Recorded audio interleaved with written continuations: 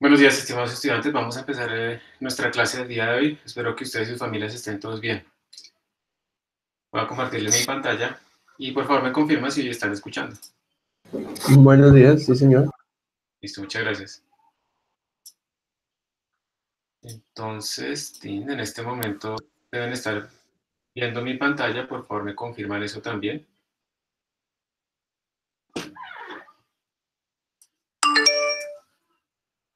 ¿Sí? ¿Están viendo mi pantalla? Sí, señor. Listo, gracias. Entonces el día de hoy vamos a seguir con las partes básicas de C++. Vamos a repasar un poquito la estructura de un programa básico, ese Hello World que hemos venido como trabajando ahí a las malas y a explicar un poquito más de lo que pasa ahí. Y vamos a empezar a ver cómo declarar variables. Básicamente uno necesita saber, para lo más básico posible, cómo declarar variables, los tipos de datos de las variables. Segundo, cómo operarlas, entonces los operadores. Y tercero, sería como cómo repetir instrucciones, que son los loops. Y cuarto, que es una de las cosas más fundamentales posibles, es cómo hacer funciones. Entonces vamos a ir para allá. Pero voy a gastarme un momentico para mostrarles algo para los que estén utilizando la máquina virtual y no Replit para hacer ciertas cosas. Entonces alguien me estaba preguntando, por ejemplo, cómo configurar el sonido de la máquina virtual, porque no tiene sonido. Entonces toca activarle el sonido y vamos a ver si funciona o no. Digamos que lo ideal es ir aquí a VirtualBox y aquí en Settings, con la máquina virtual tiene que estar apagada. Aquí en Settings ustedes tienen que venir aquí a Audio y tienen que activarlo. ¿Sí? Tienen que activar el audio para que precisamente funcione el audio, ¿sí? Entonces, pues hay que probar cualquiera de estas, cuál es la que les funciona. Digamos que a veces uno tiene que activar esta también en Enable Audio Output para que lo que sale de sonido de la máquina virtual salga hacia los parlantes del sistema operativo host, que es el que, digamos, el original, digamos que sería su Windows, por ejemplo. Entonces es importante que prueben con esto. Yo no lo puedo hacer ahorita porque está prendida mi máquina virtual, pero cuando la apague, pues ahí sí lo puedo hacer, sí puedo activar esta utilidad. Entonces para que revisen eso ahí. Lo segundo es, quiero que por favor me confirmen si ustedes cuando vienen aquí en la máquina virtual, aquí a Devices, y le dan clic a esto, les sale algún error o alguna cosa. Entonces por favor traten de hacerlo y me dicen que les sale.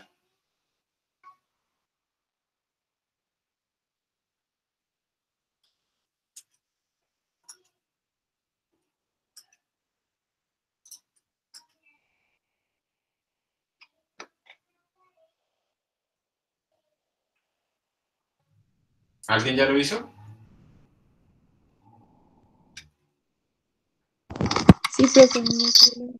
¿Y te salió algún error o alguna cosa? No.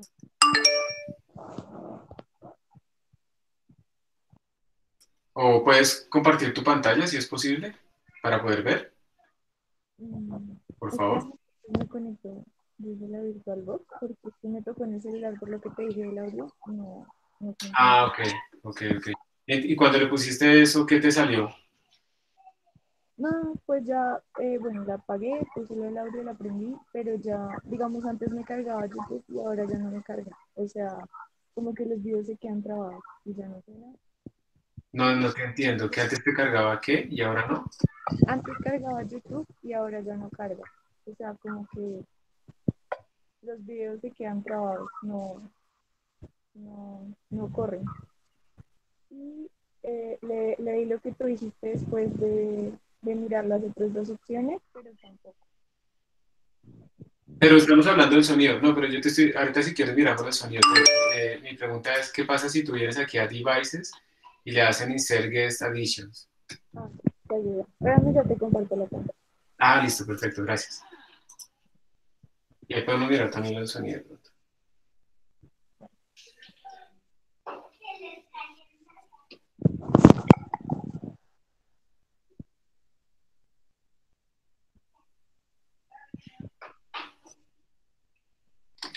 También les voy a mandar ¿un qué? Un script para que ustedes puedan, digamos, ejecutarlo en la consola. Y al ejecutar ese script en la consola, ustedes simplemente, pues, les va a arreglar el IMAX, les va a poner la forma en la que yo lo utilizo para que les quede más sencillo y sin errores y más rápido. Entonces simplemente ya les muestro cómo tienen que hacer eso.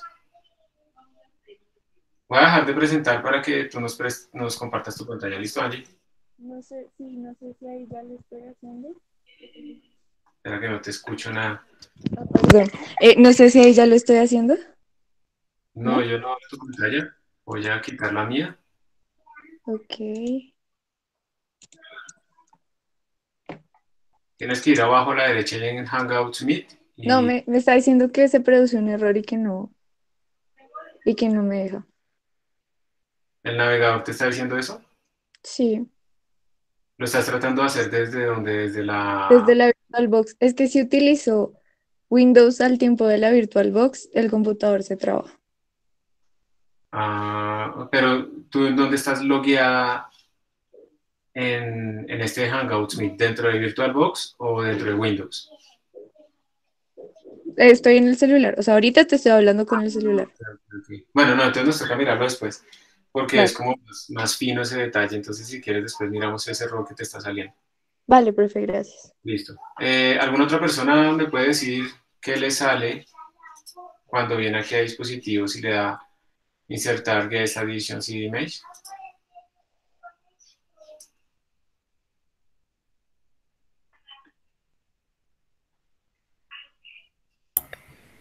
Profe, pues a mí me sale que no se puede insertar la imagen de disco y sale C, programa files, Oracle, VirtualBox, en la máquina virtual. Ajá, ¿y qué Dado, error? ¿Qué más te dice el error? dado que la máquina no tiene unidades ópticas, agregue una Perfecto, unidad usando a página de almacenamiento de no sé qué. perfecto. Entonces sí les toca tener. Yo voy a matar mi computador, mi máquina virtual, a las malas. Y les voy a mostrar qué es lo que tienen que hacer para, a ver, ¿para qué sirve ese Guest Addition? Es para ponerle como unas cosas adicionales a la máquina virtual, de tal manera que ustedes puedan utilizar diferentes modos y tener como una integración más profunda con su sistema operativo original, con su Windows. Entonces, hay que hacer esto, venir a Settings, vienen aquí a Storage, y aquí arriba donde dice Controller ID, le dan aquí, en este CD. No le dan aquí al lado en este disco duro, esto está quedando grabado de todas maneras para que lo hagan después, no lo tienen que Profe, hacer. usted no está compartiendo pantalla. Ah, verdad. Gracias. Entonces, como les digo, les va a quedar esto grabado en el video. No es para que se pongan a hacerlo ya, porque si no nos gastamos ahí un montón de tiempos para que lo prueben después. Pero quiero que quede grabado para que ustedes vean qué es lo que tienen que hacer. Entonces, lo primero que tienen que hacer es venir aquí, a ver otra vez. Yo ya cerré mi máquina virtual, entro a VirtualBox, voy a Settings, selecciono mi máquina virtual, voy a Settings, y ahí en Settings me voy a Storage. Yo ya lo tengo, pero a ustedes en principio les va a aparecer este controller ID solito, sin nada. Entonces vienen acá y le dan a este disco duro, a este redondito. Eso es añadir un optical drive. Es como para ponerle una unidad de CD virtual. Ustedes tocan eso y ahí les debería aparecer, digamos, estas VBox Guest Additions. Entonces les debería aparecer, la seleccionan y le dan a escoger y listo. Y les va a aparecer ahora esto así. Si quieren de una vez hacen lo del audio. Entonces activamos el audio. Aquí me dice que cuál es el driver, digamos, de mi máquina original, de mi computador original, sistema operativo host, es el que yo tengo originalmente. Entonces lo selecciono el controlador, bueno, yo lo voy a dejar así. Y reach the host, the guest is mute. Entonces también voy a activarle esto. Y si yo quiero también hablar hacia mi máquina virtual, entonces también tengo que activar esto, ¿sí? Que se me active el micrófono. Yo lo voy a dejar así, porque todo lo hago desde mi sistema host, no desde el guest. Entonces lo dejo de esta manera, listo. Y arranco mi máquina virtual. Entonces, de nuevo les digo que no lo tienen que hacer ya, porque si no les gastamos mucho tiempo. Esto es un setting, digamos que no es para la programación, es para que su máquina virtual les funcione un poquito más chévere. Les funcione, digamos, con una mejor resolución, que tengan el sonido y además hay una forma que es la que yo estoy buscando que se llama Seamless Mode, en donde ustedes pueden como mezclar el escritorio de Linux con el escritorio de su Windows y se ven como ventanas, entonces todo queda como más sencillo, pero hay que activar ese modo utilizando las Guest Additions. De todas maneras voy a tratar de hacer alguna forma ¿qué? En la que Esto es automático porque voy a tratar de reconstruir la máquina virtual. Y les aviso. Entonces, bueno, aquí ya entré a mi máquina virtual, normal. Ahí, ahí. Ahí ya entré a mi escritorio. Está levantando, no sé qué, se acabó, listo. Y miren que aquí me aparece esta unidad decidida ahora, que no está montada. Entonces le voy a dar doble clic para montarla. Y entonces me aparecen como estas cosas raras. Entonces esto de nuevo, esto está siendo grabado, ¿no? Para que ustedes lo puedan hacer después. Entonces voy a abrir una consola y voy a entrar a ese directorio donde quedó montado eso, que es esta ruta. Ahí le hago ls. Y lo que voy a hacer, miren que aquí hay para instalar en Mac, para instalar en Windows, los .exe, ¿sí? Y yo lo que voy a hacer es correr el de instalar en Linux. Entonces voy a correr, a ejecutar este que dice Vevox Linux additions.run. Entonces me toca como superusuario, me toca hacerle sudo, le escribo live, la misma contraseña, no, mentiras, entonces me toca convertirme en root, entonces dice u menos, le escribo live, carajos, no tengo el root de esto.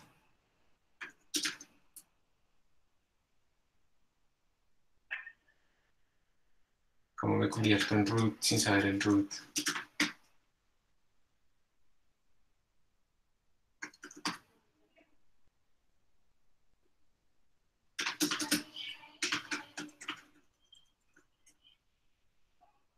¿Cuál será el root de esto? Bueno, yo no me acuerdo del root. Lo voy a buscar ahorita y si lo encuentro, seguimos con esto. Entonces por ahora dejémoslo suspendido. Lo único que necesitan es que activen lo del sonido y que activen estas VBox. Ya ahorita les aviso porque no recuerdo cuál es el password de root de este sistema. Si quieren vayan haciendo eso, de activarle lo del sonido de las Guest Edition y después la inician mientras yo miro acá sin compartirle la pantalla. Voy a dejar de compartirles, voy a revisar rápidamente dónde tengo esa información, pero no quiero de pronto que se vea otra información que no quiero mostrar. Entonces déjenme miro rápido y ustedes van haciendo eso si quieren.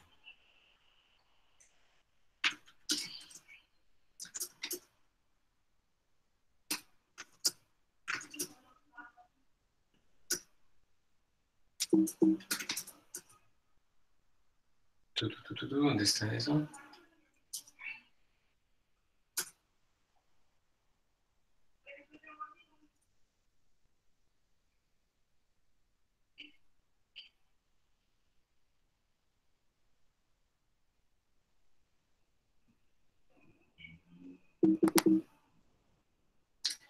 Vamos a ver.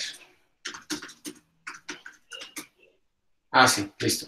Entonces, ojo, chicos, tengan mucho cuidado, les voy a dar el password del root de este computador, ustedes lo podrían cambiar de todas maneras, pero esto que les voy a dar pues es peligroso, no se vayan a meter como root a menos que ustedes realmente lo necesiten, ¿sí?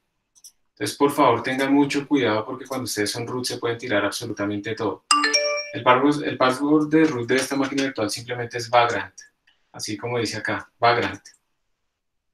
Entonces, me voy a convertir en root, menos, escribo Vagrant, listo. Entro otra vez a ese directorio y ahora sí voy a ejecutar /vbox linuxadditions.run. Entonces me dice que si quiero continuar, que después de mirar esto, yo le digo que sí. Entonces él va a empezar a construir ahí un par de cositas. ¿Listo? Eso se va a demorar un tricito ahí.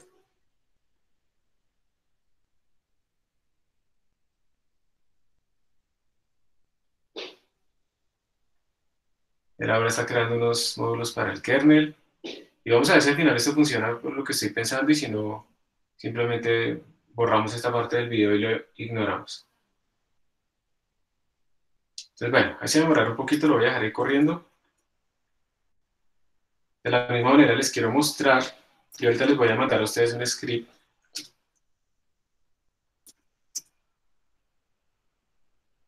Lo tengo acá.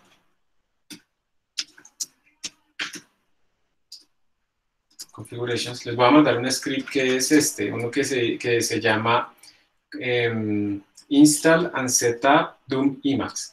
Se los voy a enviar por correo si quieren. También lo pueden descargar de un repositorio, pero se los voy a enviar por correo. Ustedes simplemente lo descargan en su máquina virtual, entran a un navegador, lo descargan, y en donde lo hayan descargado, ustedes van a escribir este comando, bash./install and setup Doom Emacs. Esto lo que va a hacer es cambiarles esa configuración que le tengo por defecto a esa máquina virtual de Emacs y ponerles otra, de tal manera que al final ustedes van a quedar con un Emacs muy parecido al mío. Eso se demora más o menos 5 a 6 minutos configurando absolutamente todo. Y al final, yo por ejemplo, pues ustedes van a poder abrir programas, ¿no? Con esto, tmp.cpt, y ya les va a abrir algo que es como más o menos esta ventanita que tenemos acá, que es parecida a la que yo a la que digamos yo quiero pasarles a ustedes. Entonces espérense que lo voy a correr para que ustedes vean cuánto se demora. Entonces bash./install and setup Emacs. Entonces él va a hacer todo esto, ¿sí? Y él se va a demorar ahí un ratico, entonces lo vamos a dejar ahí. Vamos a ver el otro cómo va. El otro dice que ya, que toca reiniciar, no sé qué. Listo, esto ya está listo, ya terminó. Entonces voy a esperar a que me termine de arreglar el Emacs y reiniciamos la máquina virtual. Y mientras se hace todo esto, de nuevo les digo, esto queda grabado para que ustedes lo hagan después paso a paso. Ahora sí vamos a empezar nuestro tema. Entonces, arranquemos con la primera parte, que es esta, Program Structures and Compilation. Voy a hacer por ahora esto aquí en mi consola. Y de paso les voy a mostrar cómo ustedes pueden clonar un repositorio que ya existe, porque ya saben que tenemos un repositorio en GitHub donde estoy colocando los códigos. Voy a clonarlo aquí en mi computador para empezarlo a trabajar, porque aquí no lo tengo todavía.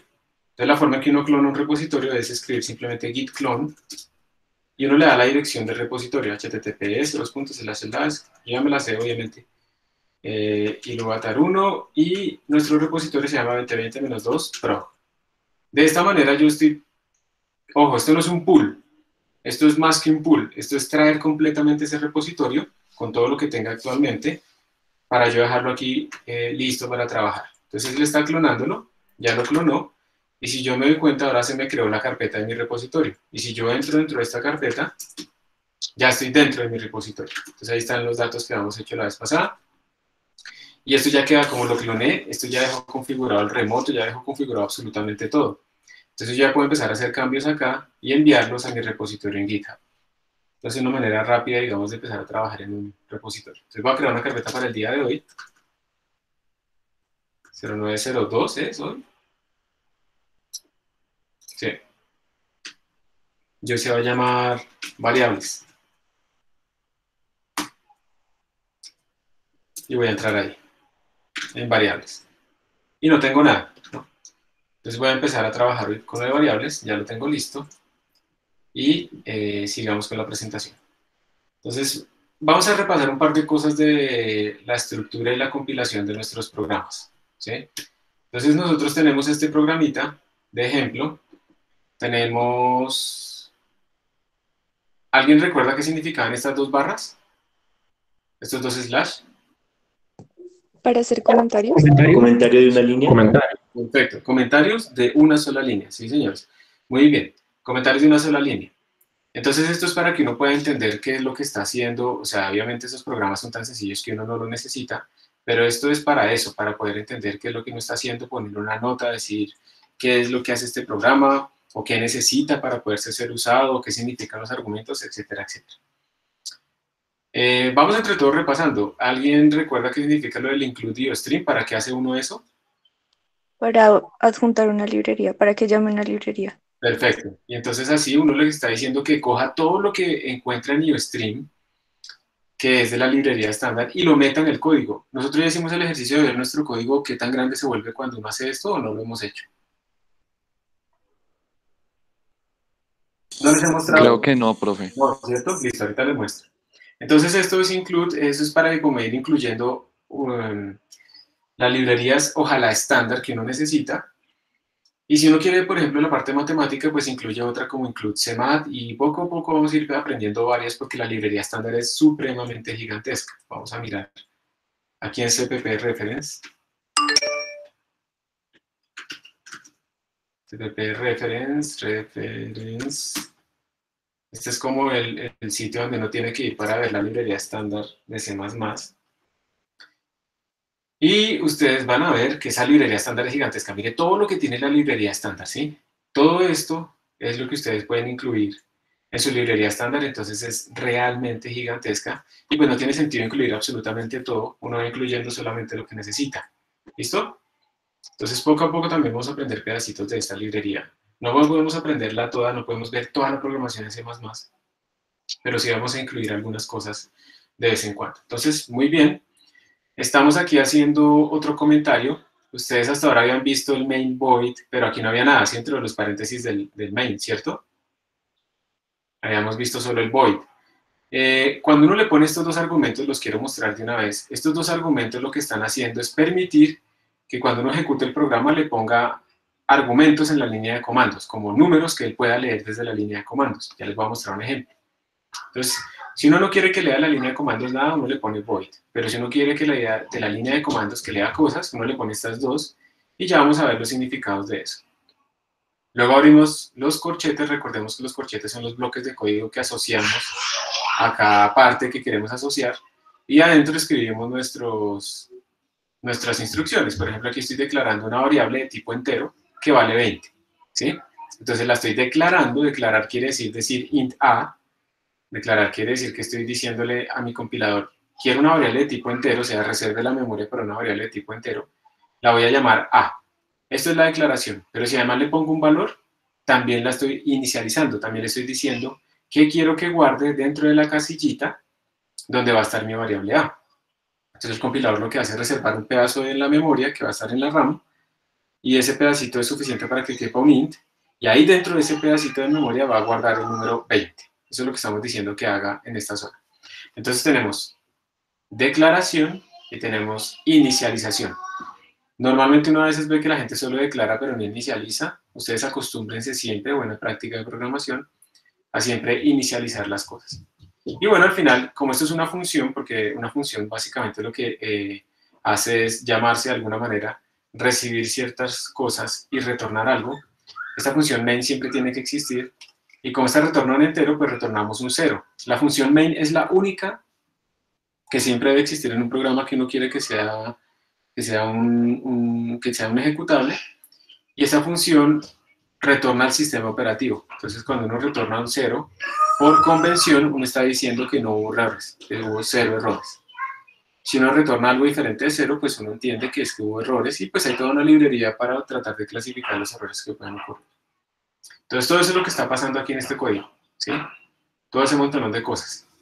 También aprovecho para mostrarles una herramienta que existe que se llama Python Tutor, pero también sirve para C++, donde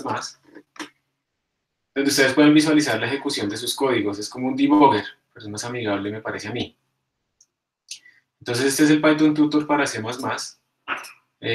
La versión de GCC es relativamente vieja, lo máximo que soporta es C++ 11, porque para nosotros al principio va a ser suficiente. Entonces ustedes pueden escribir aquí el código, include iostream, le ponen así, digamos que aquí hagamos lo mismo, double x igual 0.9, por ejemplo. Esto es una variable de tipo flotante de doble precisión. Le damos clic acá, Visualize Execution.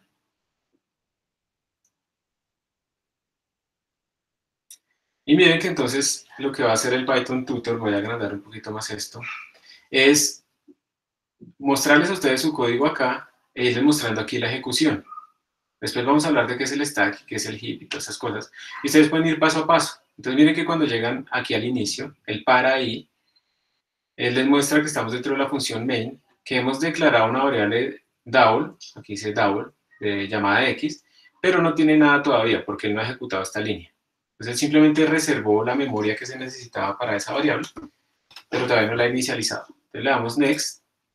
Cuando le dimos next, él ya la inicializó, ¿sí ven? Le puso el valor de 0.9, y pues este programa ya va a terminar acá, se salió y ya se acabó. Entonces vamos a ir utilizando el Python Tutor muchas veces porque es muy útil para uno ir entendiendo cómo es que se está ejecutando este código. ¿Listo? Bueno, entonces ahora les quiero mostrar esto del int argc y char argv, qué es lo que significa. Entonces voy a volver aquí al Python Tutor, int argc char argv, a veces se escribe así o a veces se escribe de esta manera. Cualquiera de las dos es la misma, por ahora simplemente pues se entienda que es la misma. Le voy a decir Visualize Execution. Vamos a ver si esto funciona acá porque esto nunca lo había probado aquí.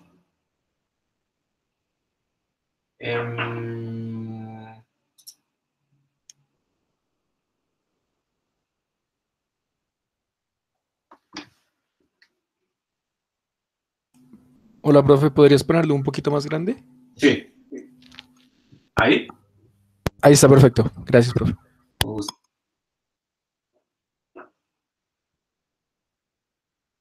Lo que quiero es que le pueda poner aquí argumentos en la línea de comando. No, esto nos toca hacerlo allá. Pero miren, la cosa es esta. Si le ponemos esto, él también pues se va a ejecutar, pero ahora aparecen dos variables nuevas, argc y argv. Argc nos va a contar cuántos argumentos le mandamos nosotros a nuestro ejecutable y argv nos va a decir cuánto valen esas cosas en forma de cadenas. Aquí sale un símbolo que indica que este argv no tiene nada porque llamamos este código sin ningún tipo de argumentos. Y él va ejecutando y pues bueno, sigue haciendo exactamente lo mismo. Entonces, básicamente para que vean que argc y argv son variables locales. Y dentro de poquito las vamos a utilizar. Entonces, esto es un ejemplo típico de un programa. Entonces aquí están las explicaciones. Este es un comentario de una línea, la directiva preprocesador, nuestra función principal de retorno de la función. Voy a copiarlo ahora localmente porque les quiero mostrar qué significa esto. ¿Qué es lo que significa esta cosa? Entonces, estoy aquí dentro de mi directorio del repositorio, voy a abrir uno. Ejemplo 1.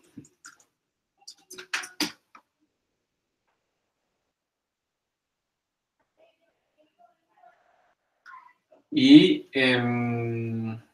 voy a agrandarlo un poquito más. Y voy a escribir. Ni siquiera, voy a hacer el más sencillo posible. In main, vacío, void.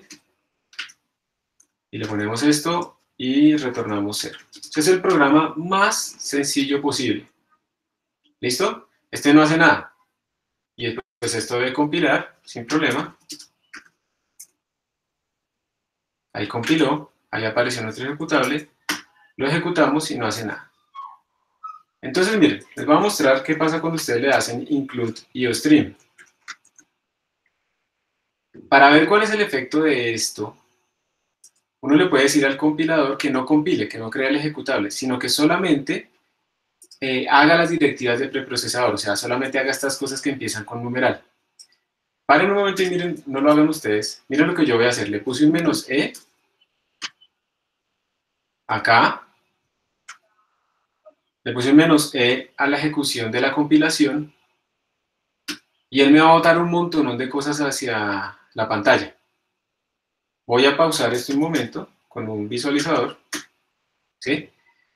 Y miren que cuando le puse el "-e", él me está mostrando qué significa que le hayamos puesto esto. Eso es lo que me está mostrando. Miren que básicamente lo que él está haciendo es reemplazar esta directiva que ustedes le pusieron, include iostream, por todo esto. Es un montón de cosas.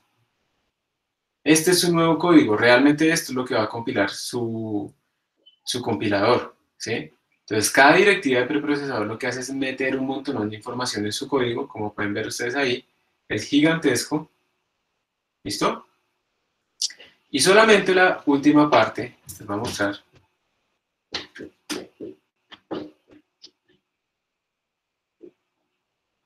Los 10, para que sea igual. Solamente la última parte, que ahí me muestra solo la última parte, solamente las últimas lineecitas son el verdadero código de ustedes. Todo el resto de líneas que aparecieron son culpables, o bueno, son generadas por haber utilizado este include iostream. Si ustedes quieren contar cuántas líneas hay, me estoy saliendo un poco del tema, pueden utilizar el comando wc-l, y básicamente les estoy diciendo acá que su código ahora pesa 28.598 líneas, es lo que tiene ahora. Pasamos de tener 5 líneas a 28.598, ¿sí? Pero eso es para precisamente poder utilizar todas las funciones que están en IOStream. Y si le pusiéramos, por ejemplo, el de la librería matemática, que es CMAT, vamos a ver cuántas líneas nos saldrían ahora. 30.541. ¿Sí?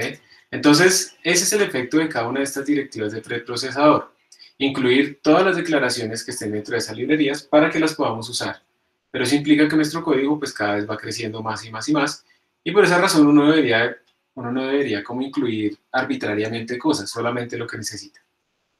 Es preferible ser explícito en eso. Entonces eso es lo que hace. Ya nos vamos a meter más allá porque pues allá es meternos como muy al fondo en esto de la compilación. No es necesario entrar tan allá. Pero simplemente les quería mostrar el efecto de eso. Bueno, y ahora también les quiero mostrar el efecto del int. ¿Profe? ¿Sí? Profesor. Disculpe, ¿y es posible incluir solamente una parte de la librería? No, solamente una parte no. De todas maneras, cuando tú incluyes, tú puedes usar solamente ciertas funciones, pero no puedes incluir solo una parte de la librería. Bueno, esto no tiene un costo muy fuerte en la compilación, sobre todo en esto que estamos haciendo nosotros. A lo que voy yo es que más bien en vez de ponerse como siempre incluir como 20 librerías por si acaso, solamente incluir lo que uno necesita, ¿listo? Es como para que eso también es una pista de qué es lo que uno va a hacer. Cuando yo veo que, por ejemplo, un código solamente tiene esto, yo sé que solamente como que va a imprimir y a leer, y no más. Pero cuando ya tiene yo sé que además va a hacer operaciones matemáticas con funciones matemáticas. Entonces es más bien como por ese lado, ¿listo? Pero no pasa nada con que sea tan grande, que uno queda como impresionado. Lo que pasa es que si yo incluyo un montón de librerías que no necesito, pues estoy desperdiciando como ese montón de funciones que puse disponibles y no necesito realmente. Eso realmente es lo que uno debe pensar, ¿listo?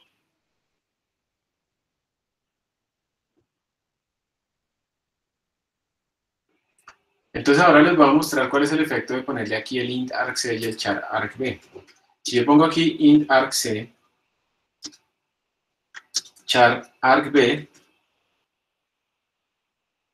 estoy diciéndole que va a haber una variable nueva que es de tipo entero, y alguien sabe este char qué significa, qué tipo de datos es este char.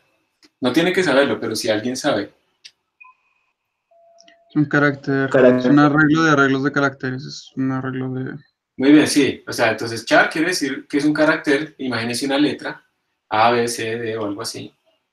Y esto lo que quiere decir es que estamos guardando cadenas de texto. Una cadena de texto pues es un conjunto de caracteres. Entonces miren que yo puedo preguntarle a esto, ctd-cout, le puedo decir, hágame un favor, dígame cuánto es argc. Aquí le estoy diciendo que me diga cuánto le dio argc. Entonces les voy a mostrar cómo funciona esta cosa.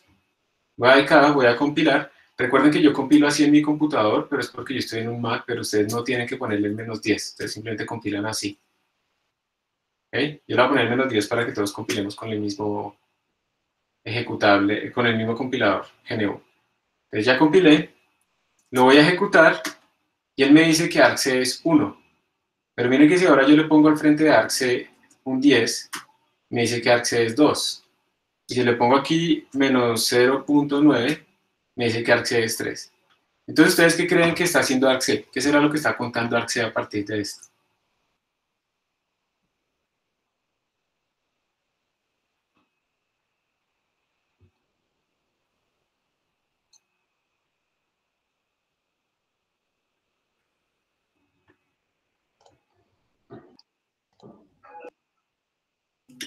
¿Cómo cuántos argumentos se mandaron? Sí, señor. Entonces, cuando yo no le mando argumentos a mi código, la única instrucción es esta, entonces solo hay uno, que es este, a.out. Cuando yo le mando un argumento, realmente hay 2 en la línea de comandos. Entonces, por eso me muestra un 2. Cuando lo mando así, realmente hay 3, ¿cierto? Este es el primero, este es el segundo, y este es el tercero. Entonces, por eso me muestra 3. Y pues así, yo puedo ir mandándole más y más comandos y tengo información de qué fue lo que yo le envié. Eso es lo que hace argc. Ahora les voy a mostrar cómo se maneja argv. Les voy a imprimir aquí, voy a asumir que voy a mandar 2 líneas, 2 argumentos. No olvidemos que hay que volver a compilar.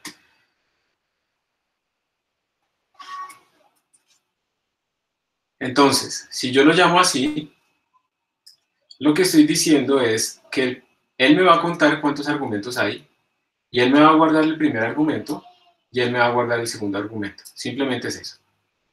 Entonces díganme ustedes qué imprimiría este código, voy a correrlo acá, qué imprimiría este código con esta llamada. ¿Cuánto debería ser argc en este caso? ¿Qué creen ustedes?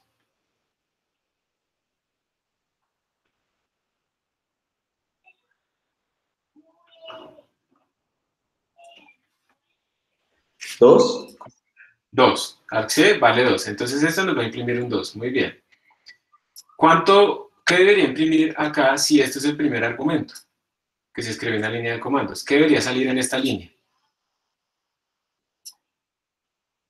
¿Cuál es el primer argumento aquí?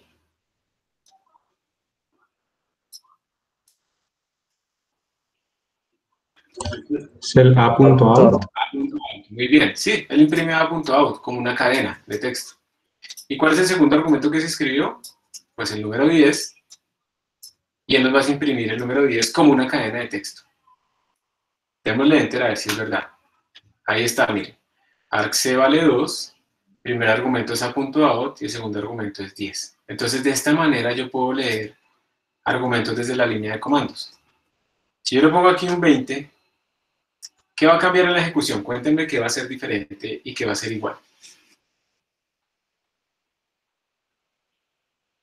¿Qué va a imprimir esta línea? argc va a ser El argc me imprime 3. argc imprime 3 porque ahora son 3 en la línea de comando. argb, 0, el primero, se indexa desde el 0. El primero va a ser a.out, el segundo va a ser 10, y el tercero no lo estamos imprimiendo. Vamos a ver. argc se volvió 3, porque ahora son 3 argumentos en la línea de comandos. El primero de ellos es a.out, el segundo es 10, y el tercero es 20, pero no lo imprimimos. Pues voy a imprimirlo acá, para que ustedes vean que sí es verdad que sale el 20. Tengo que volver a compilar. Siempre que haga un cambio en mi código fuente de volver a compilar, lo ejecuto y ahora miren, tenemos 3 argumentos.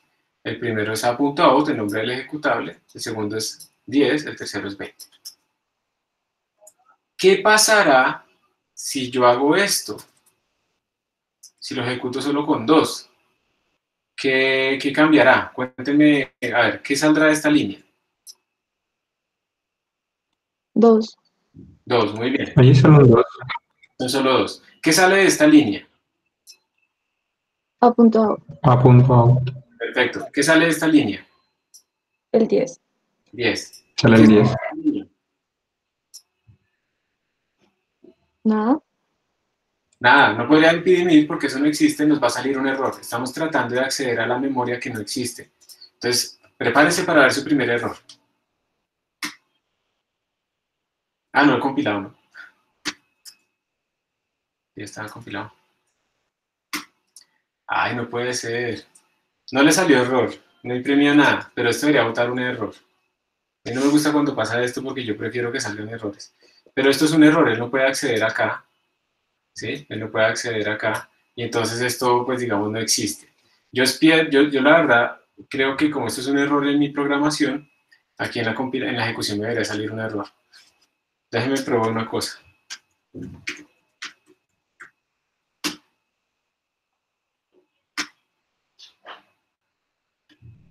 Todavía no sale. Bueno. No, no sale el error, no quiere salir el error. Pero esto es un error porque estoy tratando de acceder a una memoria que no existe en ARB. Pero no me está saliendo el error. Eso es lo peor posible que le puede pasar a uno porque hay un error que uno sabe que es un error, pero no le está saliendo por ningún lado. Pero bueno, dejémoslo. Si no quiere salir, pues no podemos hacer nada. Entonces ahora les pido a ustedes por favor que jueguen con esto. Hagan un poquito de esta práctica en su computador o en su Replit para que vean realmente cómo es que se manejan esas variables. Y ahorita vemos cómo poder transformar los enteros y los flotantes en flotantes. Señor.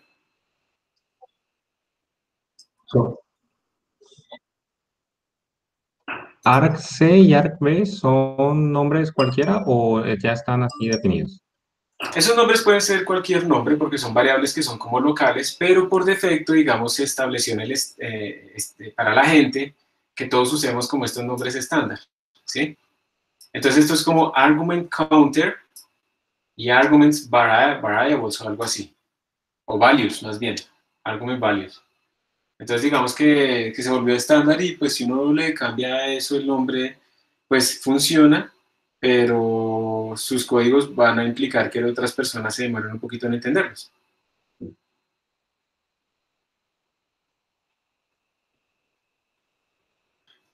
Yo mientras tanto voy a mirar mi máquina virtual a ver cómo va. Ah, ya acabó. Entonces el script ese que yo les voy a mandar para que lo corran ya acabó. Y si yo abro Emacs en mi máquina virtual, pues ahora me va a aparecer el Emacs normal que yo estoy utilizando también en mi computador para que todos tengamos como lo mismo. Voy a actualizar esto. Sí. Lo voy a volver a correr. Bueno, listo. Quiero que me cuenten si alguno tuvo algún problema corriendo eso, del ARC-C y el ARC-B. Y bueno, también les pido disculpas, les pido que me disculpen, o sea, les ofrezco disculpas porque este tema del ARC-C y el ARC-B normalmente se ve mucho más adelante, pero es que varios códigos que ustedes van a enviar, yo voy a hacer que lean desde la línea de comando cosas para poderlos validar. Entonces yo les voy a decir, calculen ustedes los números primos entre tanto y tanto, y ese tanto y tanto, esos límites se van a leer desde la línea de comandos. Entonces, ¿para qué va a hacer eso? Yo les voy a decir, bueno, si ustedes los cuentan entre 10 y 100.000, les tiene que dar este número. Y luego cuando ustedes me mandan a mí el código, yo no los cuento entre 10 y 100.000, sino que los cuento entre 50.000 y 80.000, por ejemplo, otro caso. Y yo sé cuál es la respuesta, y entonces con eso comparo si su código está funcionando bien o no. Y si no me da lo mismo, pues entonces ya sé que no funciona el código. ¿Me hago entender? Esa es una manera como de poder verificar sus códigos dándole parámetros arbitrarios. Entonces por eso lo estoy metiendo desde ya. ¿Alguien tuvo algún problema jugando con eso?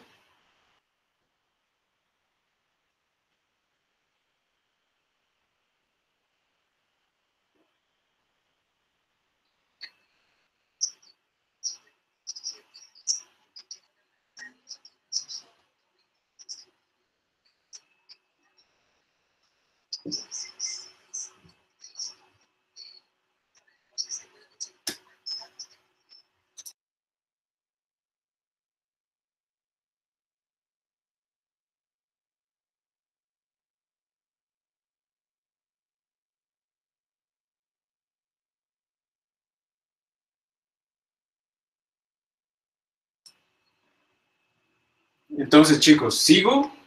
¿No tuvieron problemas? Si tienen problemas, tienen que decirme para parar y poder ayudarlos.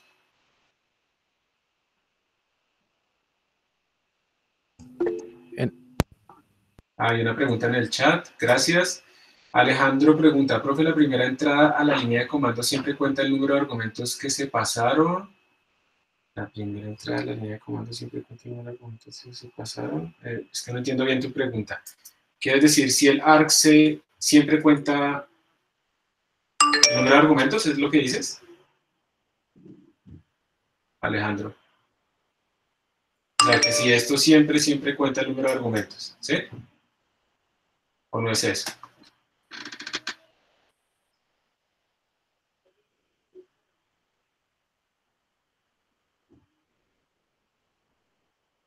Alejandro.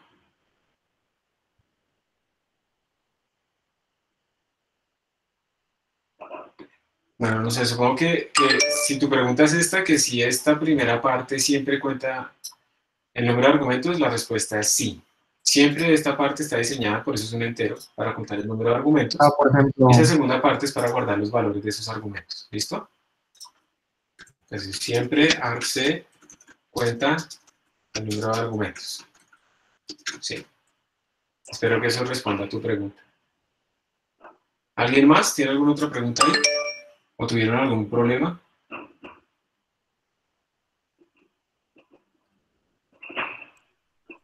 Profe, yo lo que no entendí muy bien fue cómo lo usaríamos en un programa, como estaba diciendo ahorita. O sea, por ejemplo, con el ejemplo de los números primos. Es como la Ah, no, cantidad de números que salen. O sí. sea, Y ahorita les voy a ir mostrando por pedacitos cómo vamos a ir haciendo eso. ¿Listo? No te preocupes. Por ahora lo importante es que ustedes entiendan que con esto uno puede contar cuántos argumentos hay y lo segundo, extraer esos valores. ¿Sí? Eso es simplemente lo que quiero que en este momento les quede claro. ¿Listo? Entonces, ¿te queda claro en este momento que uno puede contar cuántas cosas le mandaron y sacar esos valores? ¿Eso queda claro?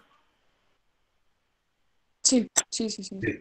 Entonces, digamos, yendo un poquito hacia lo que tú dices, entonces uno podría después transformar estas cosas en enteros, en flotantes, pero para eso quiero que ya hablemos de variables.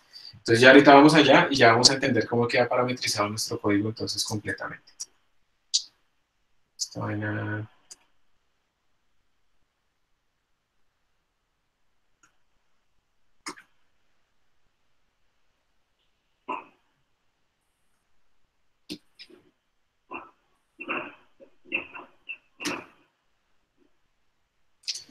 Bueno, sigamos entonces, volvamos acá.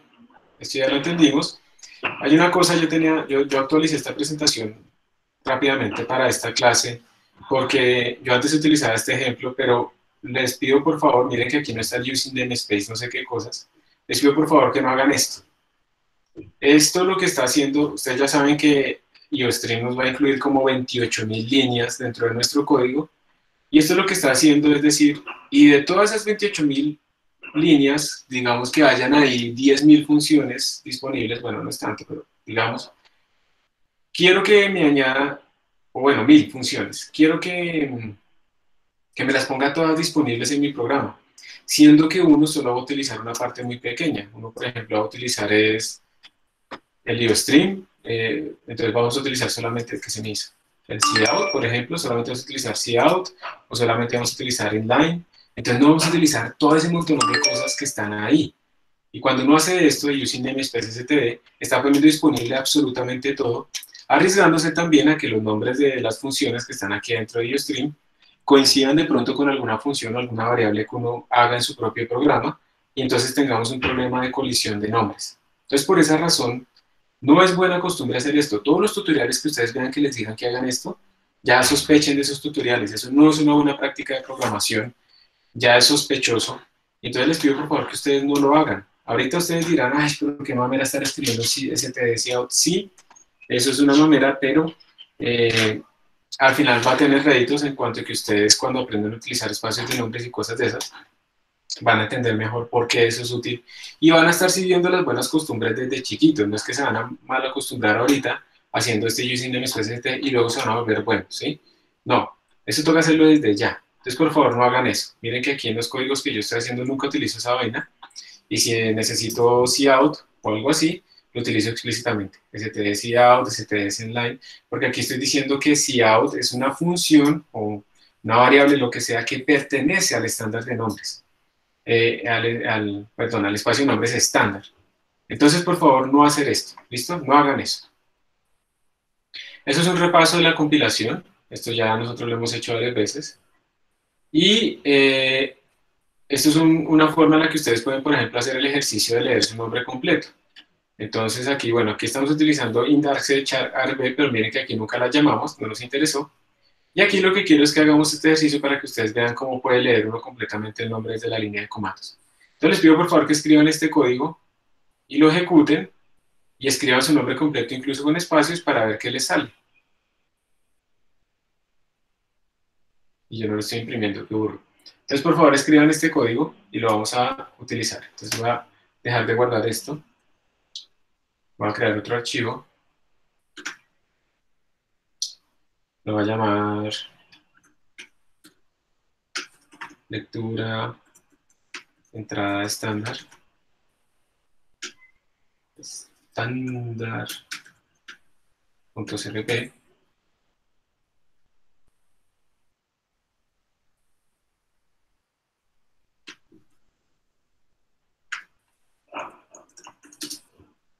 Include stream.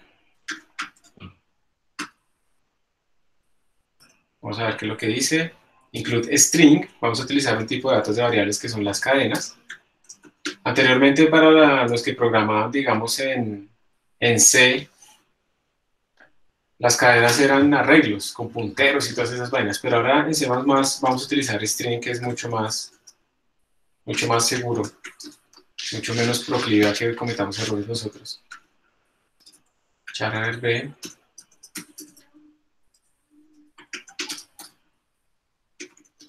Entonces 0.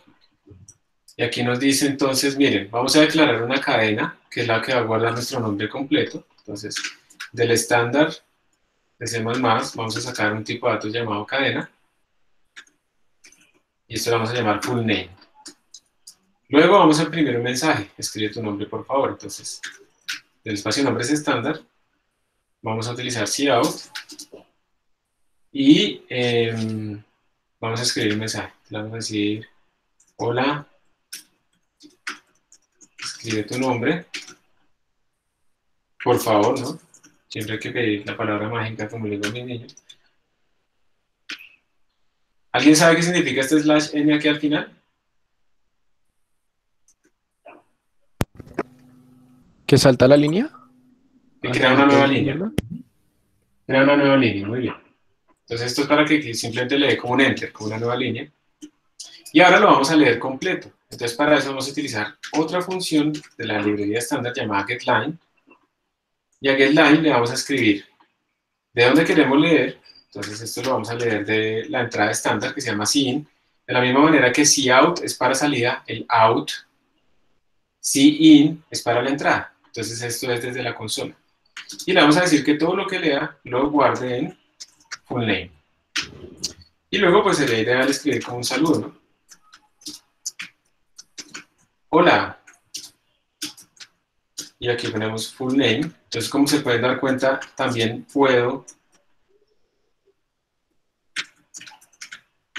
También puedo encadenar diferentes cadenas. Entonces, miren, aquí le escribo hola, luego sale el full name. ¿Y alguien sabe qué significa esto? El std inline.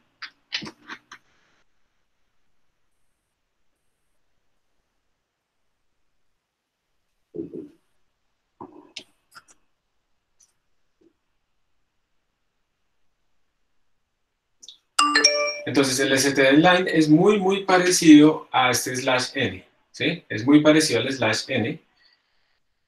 Entonces también imprime una nueva línea.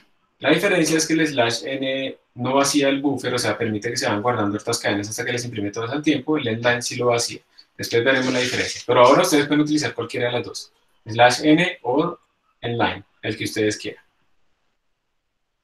Y listo, entonces por favor escribamos este código. Voy a ver si me compila antes de mostrarles como ejemplo el código. Me mandan menos 10, lectura, no sé qué.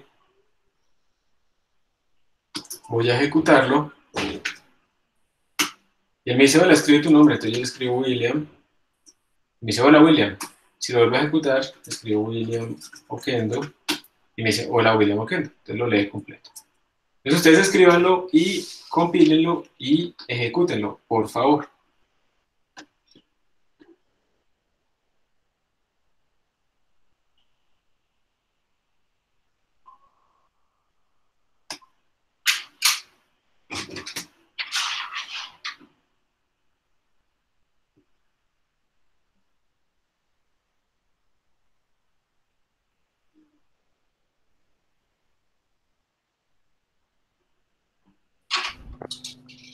Profe, una pregunta. Sí, señor. ¿Para qué sirve el comando de return 0? Eso es para... Recuerda que la función main es la única que se comunica con el sistema operativo. Entonces el return 0 es para decirle que no hubo errores. Todas las funciones que digan int deben retornar un entero. Entonces ahí le estamos retornando el entero. Y el entero es 0 porque no hubo errores en nuestro código. Entonces digamos que también otra vez son como estas cosas que yo les digo ahorita, háganlo así, después lo van a entender. Entonces, de nuevo, te toca hacerlo simplemente para indicarle a nuestro computador que no hubo errores. Mira, para que me creas lo que te estoy diciendo. Si yo ejecuto este código y yo en la consola puedo mirar después que me retornó mi código de error, y mira que me retornó 0, pero si yo le pongo aquí un 1, vuelvo a compilar, ustedes no lo hagan, listo, simplemente es para mostrarles. Lo ejecuto, y miro cuánto fue lo que me retornó, ahora me retornó un 1, ¿sí? Entonces esto es para interactuar con el sistema operativo, porque esta es la función main, la función más importante de estos códigos que estamos haciendo, la que siempre debe existir. Entonces para eso, simplemente es la forma en que uno retorna algo, las funciones siempre retornan en general algo, y ese algo puede ser, en el caso de la función main, el número de errores que pasaron. ¿Listo? Sí, profe, pues más o menos, pero sí, después supongo lo entenderé mejor. Cantidades. Todas las funciones retornan algo. Todas. Así sea Pero bueno. sí, espérame, profe. Entonces, sí, supongamos que el código tiene un error. Entonces el programa no lo retornaría a 0. Ajá. Sino que ahorita nosotros no estamos manejando pues esos retornos de errores. Entonces por defecto siempre lo vamos a dejar en 0. Si ocurre un error antes de que llegue este return, que es cuando ya retorna algo y se sale de la función, si ocurre un error antes, esto también va a retornar algo diferente de 0. Ah, ok, o sea, eso también serviría como para saber si hay errores o no en Ajá. el código. Pero eso ya es como una interfaz con el sistema operativo, pues que me parece que todavía no nos vamos a poner a meternos por ahí. ¿Listo? Ah, listo, listo, profe. Gracias. De nada.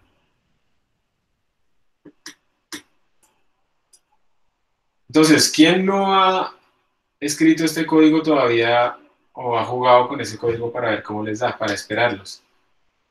Escriban en el chat o dígalo para darle un minuto más, o si no, seguimos. Recuerden que la forma de parar a un profesor es preguntando. Entonces, ¿sigo? No, profe. Un minuto más, listo, gracias.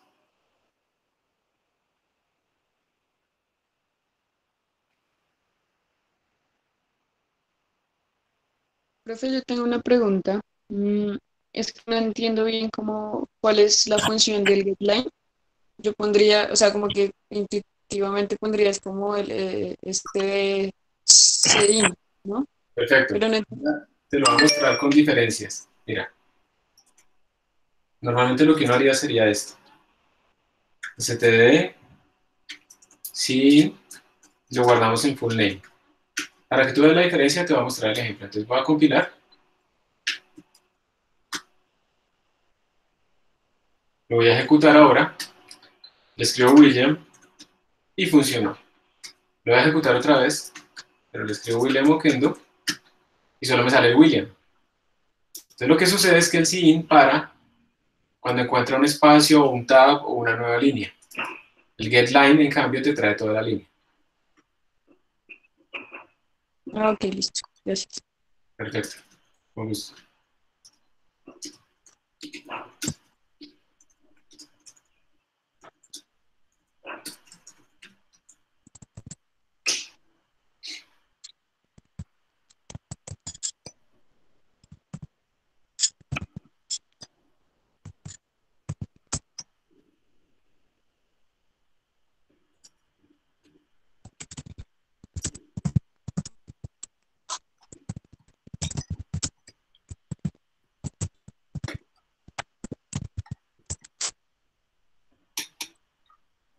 Voy a mirar mientras tanto la máquina virtual.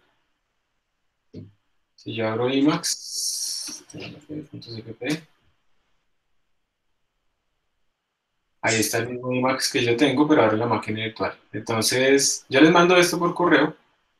No, mentira, se los pongo por el Google Classroom y pues el que quiera cambiar Emacs al que yo utilizo, pues entonces simplemente lo ejecuta así como les digo.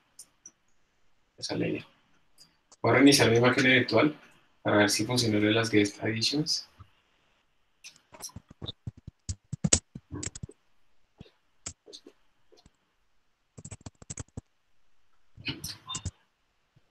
Entonces, ¿dónde es que es eso? Acá. Logout. Start.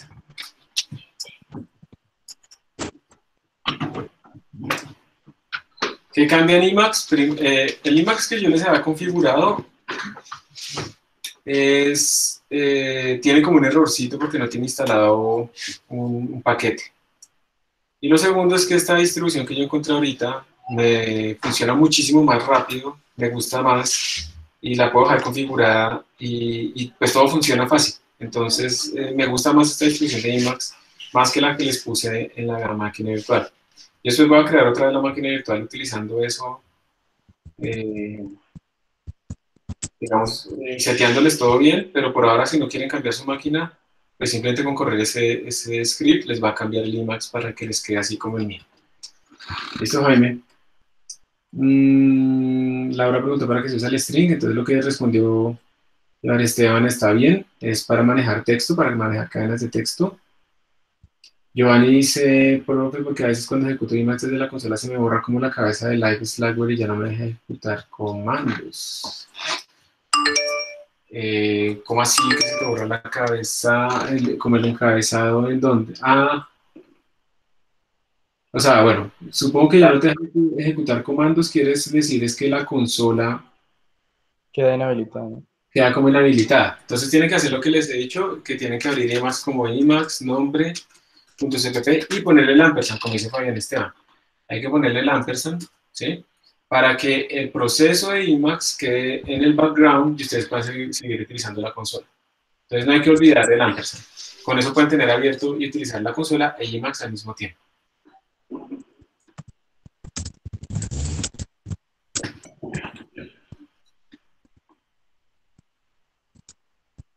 Listo. Entonces, ¿alguien tuvo algún problema con esto leyendo su nombre y saludándose? Esto sirve cuando uno se siente solo, entonces vaya a hacer un programa y se saluda a sí mismo. No, mentiras. Emacs tiene un psicólogo, ¿no? ¿Cómo es que se llama? Emacs Doctor, creo que es. Entonces, yo soy el psicoterapeuta, por favor describa sus problemas. Cada vez que usted termine de hablar, presione Enter 2 veces. Entonces uno, hi, 2 veces. ¿Cómo estás? ¿Qué te trae a verme? No sé. Tocará para pasarle a español si lo quieren escribir en español. Entonces, feeling sad. Why do you say you're feeling sad? Entonces ustedes pueden ahí tener una terapia gratis con Emacs. Y yo no sé hasta qué punto eso se sienta realista, ¿no? Pero es como un boot de esos que salen como saludándolo a uno. Pero este es un poquito más inteligente. Hace análisis de texto para tratar de hacer preguntas más lógicas. Bueno, vamos a salir de ahí.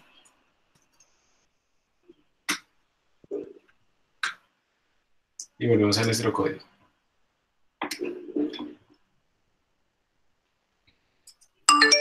Listo, entonces parece que a todos les funcionó, que no hubo ningún problema. Recuerden que aquí lo que estamos haciendo es como practicar lo de la compilación y la ejecución, más que aprender absolutamente todo lo que significa todo esto. Varias cosas nuevas que han entrado en este código. Voy a volver entonces bueno, voy a loguearme aquí.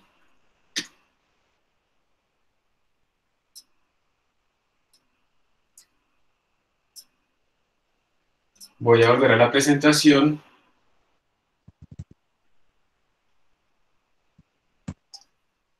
Y vamos a seguir. Entonces, aquí les quiero hablar más o menos de qué es lo que significa entonces desarrollar en C++.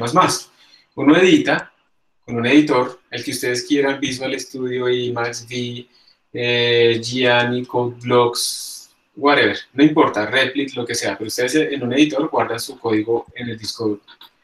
Luego, cuando ustedes escriben G++, él está haciendo 3 cosas, realmente.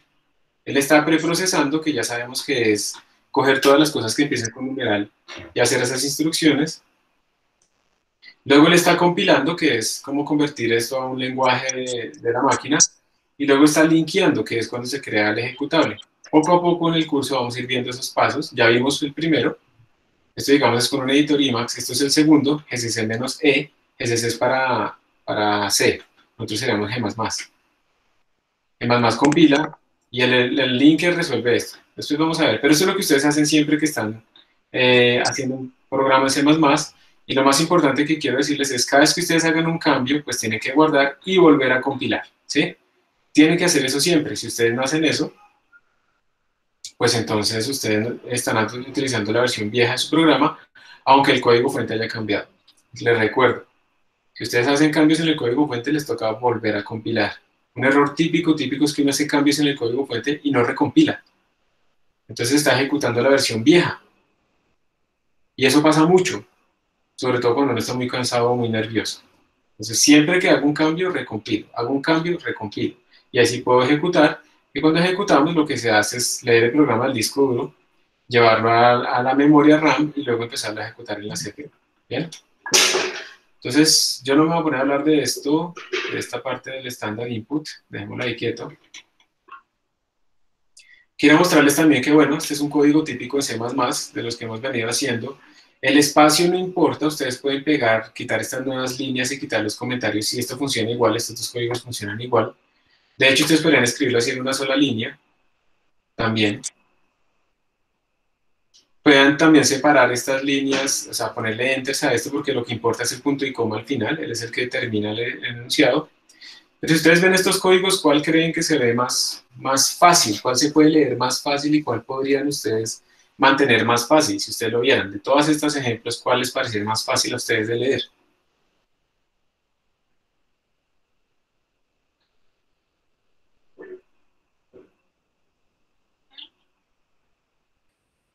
El primero. ¿Señor? Pues para mí el primero. Es una opinión subjetiva, ¿no? Pero pues para mí también el primero, porque además tiene un comentario y están separadas las cosas, ¿sí? Con suficiente indentación y uno ve más o menos cómo son las instrucciones. Y más o menos eso es lo que les pido a ustedes. Que por favor ustedes también mantengan este tipo de cosas así, que mantengan organizados sus códigos con nuevas líneas, no se pongan a buscar hacer el menor número de líneas posibles porque eso va en contra de la claridad de su programa y ustedes lo que deben buscar en este momento es hacerlo lo más claro posible. Entonces ese es como su objetivo. Entonces por favor no hacer esos códigos así horribles, utilizar siempre la indentación para organizar sus códigos y tratar de escribir siempre comentarios. Entonces la mejor manera es como esa manera que tenemos allá arriba de primeras, ¿sí? Con comentarios, organizadito, etc. Por si acaso les da pereza alguna vez, a ver si en la máquina virtual eso existe.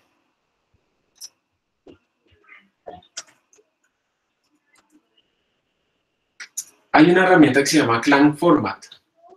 Si ustedes cogen Clang Format y se lo pasan por encima a un código de C++, les organiza el código también. Entonces, después lo veremos en un código más grande que los que hemos hecho, pero esa herramienta Clang Format es muy útil para organizar código.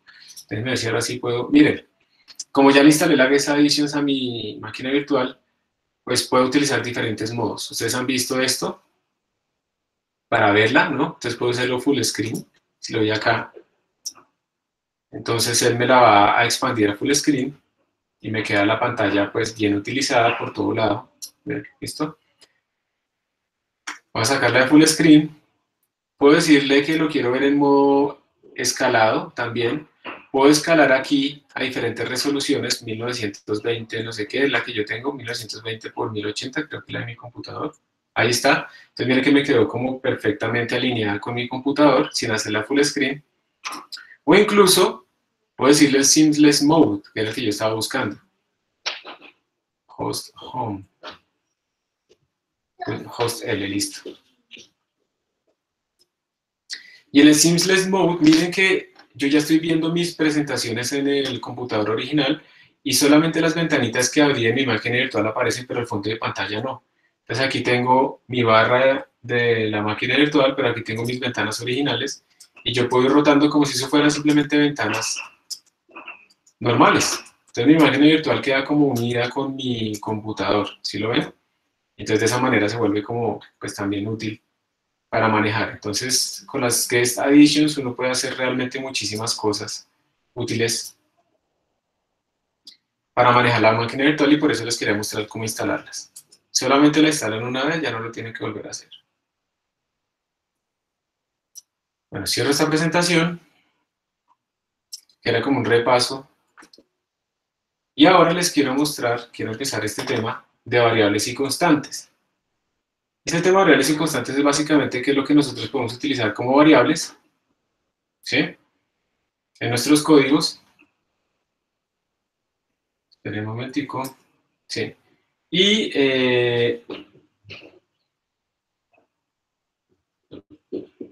quiero por favor pedirles, para que ustedes también ejerciten esto de la búsqueda de esta información, que vayan y busquen en Google, cómo se llama, CPP reference, ese tipo de cosas, que vayan y busquen, por favor, qué significa tener una variable de tipo double en un código estos de C++, cuáles son los tamaños mínimos y máximos de esos tipos double y cuál es la resolución de esas variables. Entonces quiero que específicamente vayan y busquen qué es eso. Pueden buscarlo en CPP reference o en Google en general, pero lo que necesito es que me digan qué significa que sea una variable de tipo double, qué significa eso. Segundo, cuáles son los valores más grandes y más pequeños que se pueden guardar en una variable de esas. Y tercero, cuánto es la precisión de esas variables. O sea, como qué tan pronto puedo diferenciar una variable double de otra. Mientras tanto, yo voy a acuesto a la niña y nos vemos en unos 8 minutos para ver qué obtuvieron.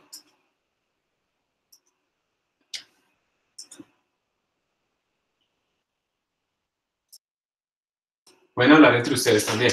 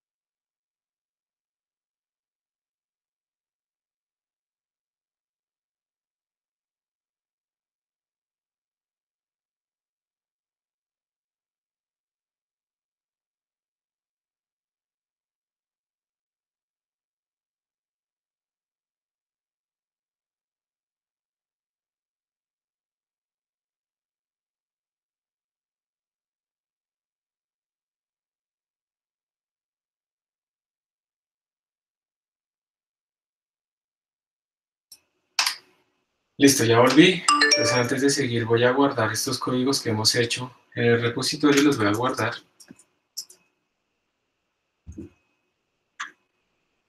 Entonces, si hago un git status, me está mostrando ahí unas cosas que no me interesan, entonces voy a decirle git add ejemplo1.cpp.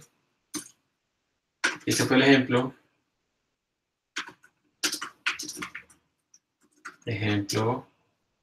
de compilación básica y de argc y argv. Y vamos a mirar, nos falta el otro, git add lectura entrada estándar, git commit -m, ejemplo de getLine para leer toda la línea, incluyendo espacios. Listo. Y ahorita me falta hacer un push, ¿no? Para enviarlo al repositorio remoto. Voy a abrir otro, que se llame variables, .cpp.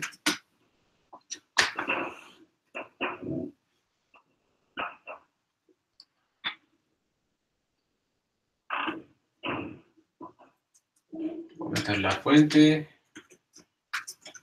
include, y string para poder imprimir, int main, int argc, char, argv, solo por costumbre,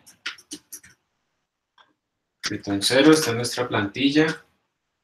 Y entonces, voy a empezar aquí con los tipos de datos típicos que uno utiliza en C++. Entonces, vamos a arrancar con el double.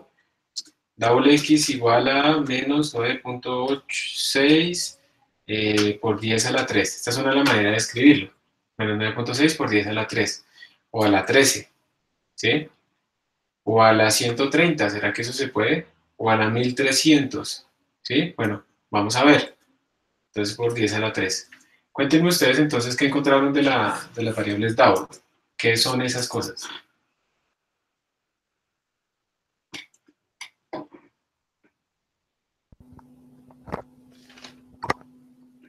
Son aquellas que nos permite definir variables numéricas con puntos decimales Ajá. y que pueden contener hasta 15 dígitos, incluyendo pues los antes y después del punto. O sea que eso es como más o menos la precisión. Ajá, muy bien. ¿Y algo más? No, Listo. lo sé. Pero estás bien. Las double más o menos requieren 64 bits. Eso quiere decir que ocupan 8 bytes. Un byte son 8 bits. Y cuando uno hace los cálculos, esto le da una precisión de alrededor de 1.0 por 10 a la menos 16. O sea, esto es como la precisión relativa que yo puedo tener entre dos variables para diferenciarlas. ¿Y alguien encontró el valor máximo que uno más o menos puede guardar en esto, el exponente más grande posible? 2 a la 1024. 2 a la 1024. Entonces 2 a la 1024. Pero pues ustedes manejan mejor la base 10, ¿cierto? Entonces 2 a la 1024, yo lo puedo escribir como 2 a la 1020, como 10 a la 102. A ver, hay una igualdad o una semi-igualdad, más o menos, que uno tiene, que es 2 a la 10, es más o menos 10 a la 3. ¿Listo? 2 a la 10 es 1024 y eso es más o menos 1000. Entonces podemos pensar que 2 a la 1024 más o menos se podría escribir como 2 a la 4, que es 16, por 2 a la 1020. Pero 2 a la 1020 es lo mismo que 2 a la 100, a la 10 a la 102, ¿cierto? 2 a la 10 a la 102. Entonces esto podría ponerse como 2 a la 10. Y esto elevado a la 102.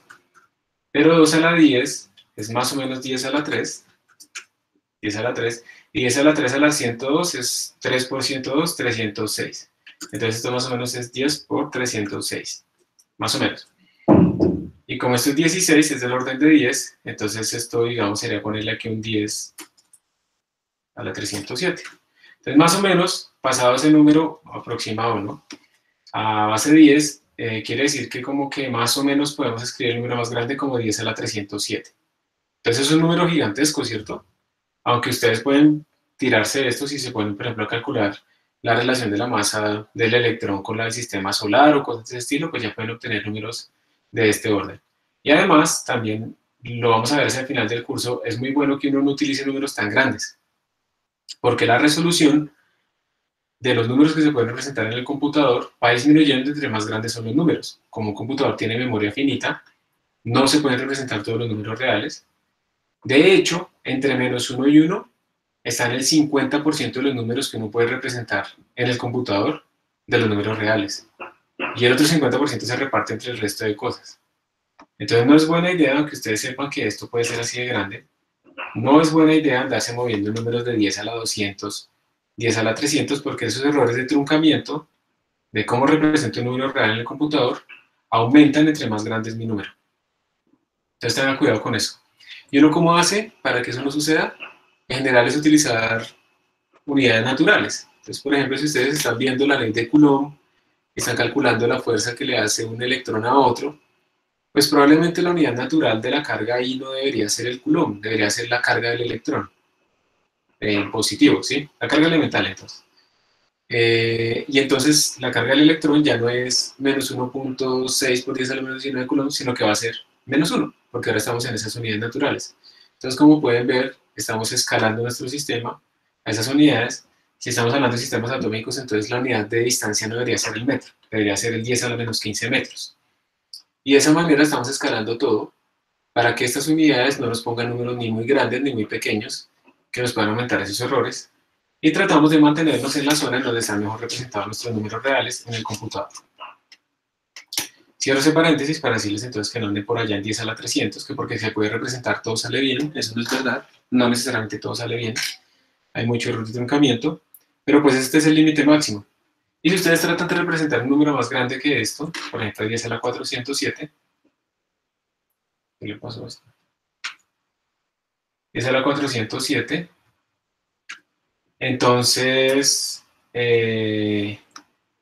va a ocurrir un error que se llama overflow. Overflow es que tratamos de representar un número más grande de lo que se puede representar, y dependiendo del computador, pues esto va a fallar de cierta manera. Hay un estándar, digamos, que indica cómo debería fallar esto de forma estándar, que es el estándar IEEE 765.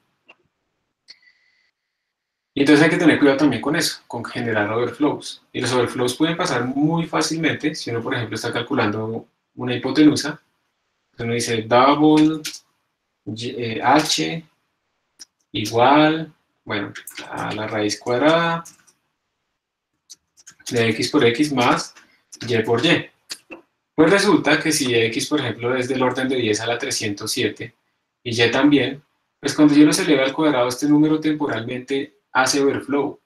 Y aunque yo le saque raíz cuadrada al final, pues ya tengo un número con overflow que se convirtió en infinito o en NaN, y ya se me tiró todo.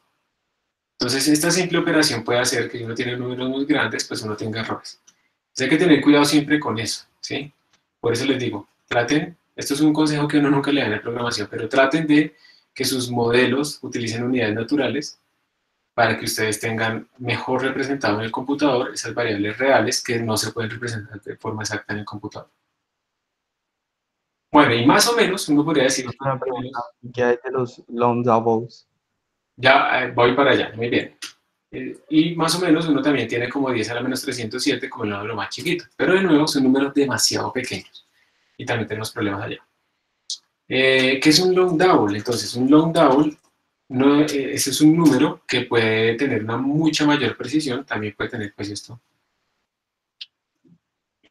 3, ¿sí?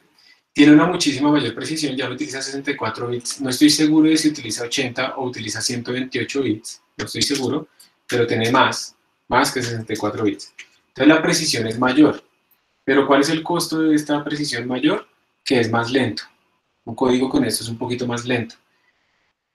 Entonces tengamos en cuenta que si aquí tenemos una precisión de 10 a la menos 16, pues probablemente eso ya es suficiente, ¿cierto? Para que nos dé nuestros datos. O sea, uno decir, voy a calcular el porcentaje de la nota de los estudiantes con una precisión de 10 a la menos 16, pues no tiene sentido. Ahora, si uno está calculando una constante de la naturaleza, de pronto sí pueden utilizar longDAO.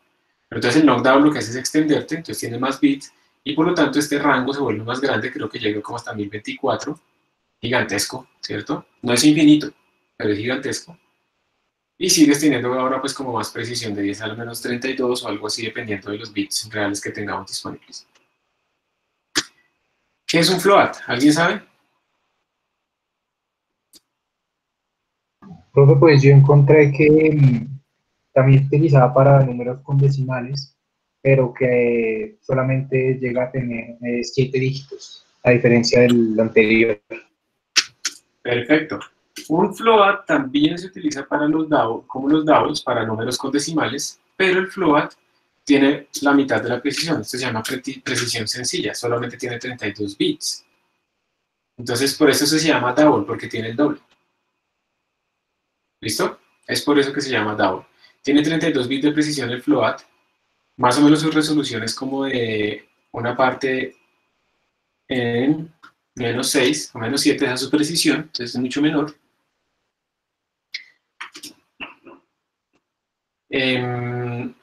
Y tenemos también pues números, creo, si recuerdo bien, ahora miramos, es como de 10 a la 40, entonces números más chiquitos, sigue siendo grande, 10 a la 40, ¿no? Y entonces, ¿por qué se utilizan los flats? Esos son los primeros que se utilizaron por la arquitectura de 32 bits también. Son más rápidos que los DAO, pero eso no se nota mucho ya en la actualidad, en las máquinas actuales no se nota mucho. Pero, por ejemplo, si ustedes en algún momento van a programar en una máquina, en una tarjeta gráfica o algo así, allá se utilizan muchísimo los floats todavía más que los DAO. El float es más rápido. Y pues de todas maneras, tener una precisión de 10 a la menos 6 en un cálculo, pues sigue siendo bueno, ¿sí? Sigue siendo bueno. Entonces, por eso se utiliza. Otra que hemos visto son los int, que no tienen números decimales, ¿cierto?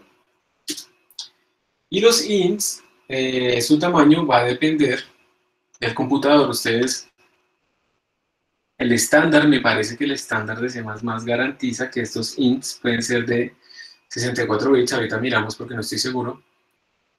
Pero lo importante es primero que no tienen decimales, ¿cierto? Eso es lo primero. Y lo segundo, pues que entonces representan de forma exacta los enteros, porque eso sí se puede representar de manera exacta. Entonces, esa es como la ventaja de los ints. De pronto algunos de ustedes encontraron los log int.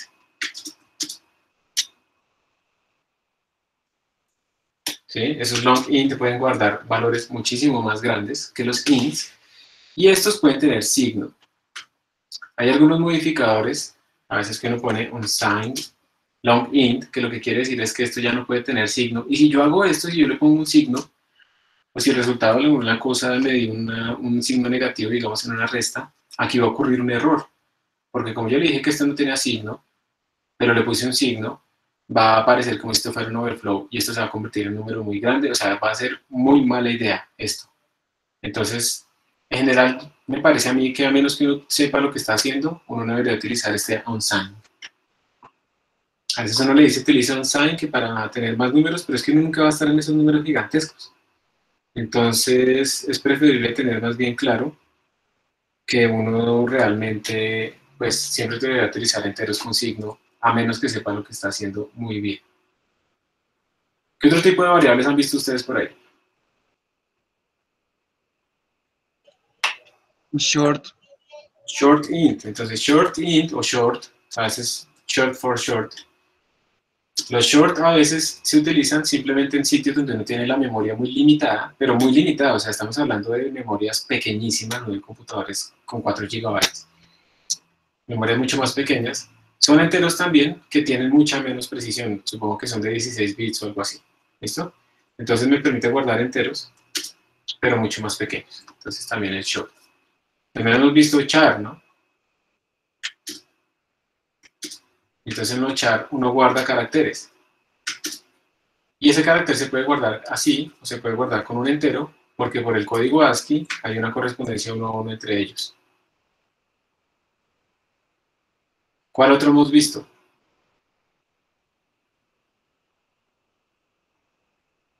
¿O han visto ustedes por ahí?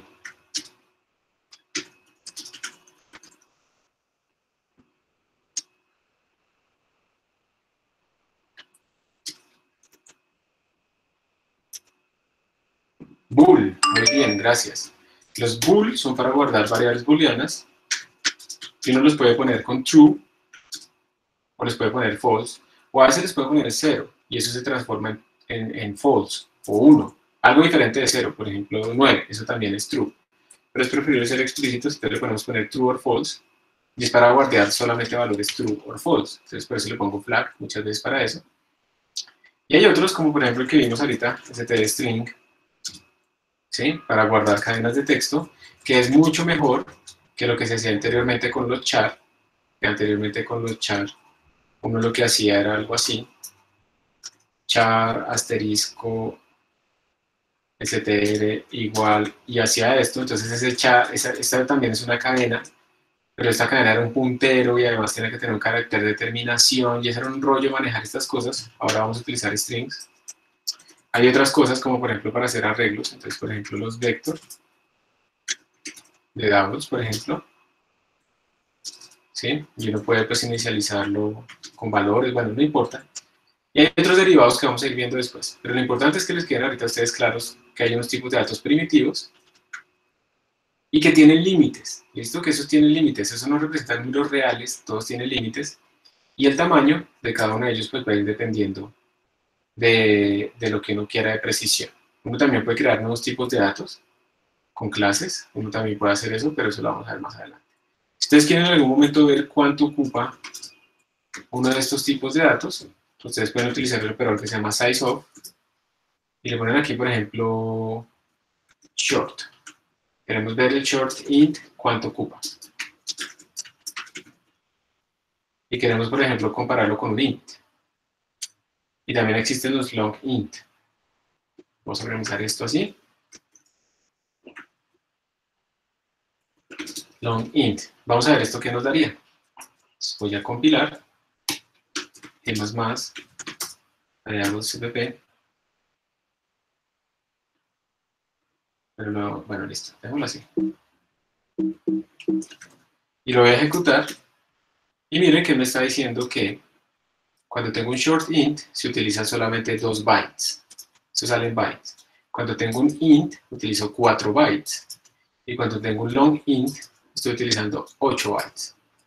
Bien, entonces con este operador sizeOf ustedes pueden saber el tamaño. Vamos a poner aquí float. El tamaño que ocupan en memoria cada uno de esos tipos de datos. Poner aquí double y aquí long double. Y esto es definido por el estándar, o sea, esto les tiene que salir igual a ustedes también en sus computadores. No puede cambiar. Entonces miren que un float utiliza 4 bytes, un double utiliza 8 bytes, como habíamos dicho, y un long double utiliza 16. Entonces sí era el doble, ¿sí? El long double utiliza 16 bytes. Entonces pues aumenta muchísimo más el tamaño. Digamos que creo que lo que está garantizado por el estándar es que el long double es mayor o igual a 8.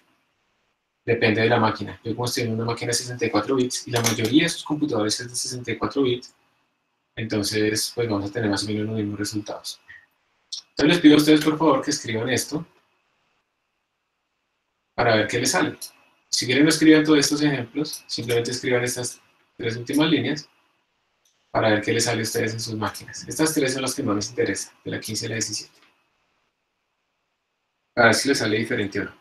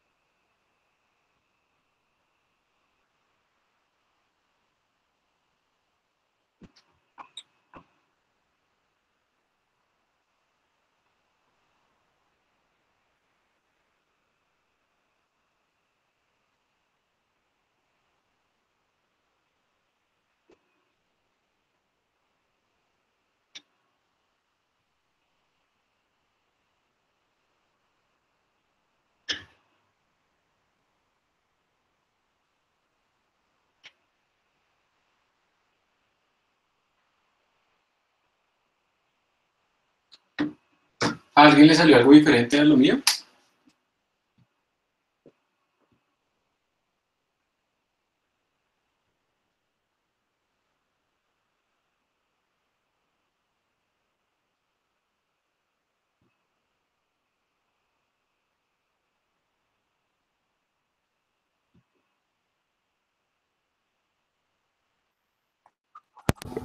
No, profe, todo bien. Listo. Profe, tengo un problemita, es que estaba intentando mandar los archivos de hoy al GitHub, pero hay un archivo en particular que no me aparece. O sea, ya tengo 3 archivos, el que acabamos de hacer, el del nombre y el de los comandos argc y argv, ¿sí? Pero cuando pongo git status, no me aparece me aparecen los otros 2, pero no me aparece el de los argumentos, el de argv y argc. Pero ya Y le si habías- intento... Dime. ¿Ya lo habías añadido al repositorio? Ese No, código? no está añadido, ya revisé y no está. Si quieres compartir la pantalla y miramos, pero si quieres hagamos ahorita que yo esté enviando todo esto a GitHub en los últimos 5 minutos y ahí podemos mirar, ¿te parece? Dale, profe, listo. Entonces, vamos a ir a la presentación para ver qué nos puede dar de nuevo. Entonces, digamos que una importante que ponerle nombres a las variables, y en esos nombres de las variables ustedes pues pónganle nombres normales, sin ñes, sin tildes, sin espacios.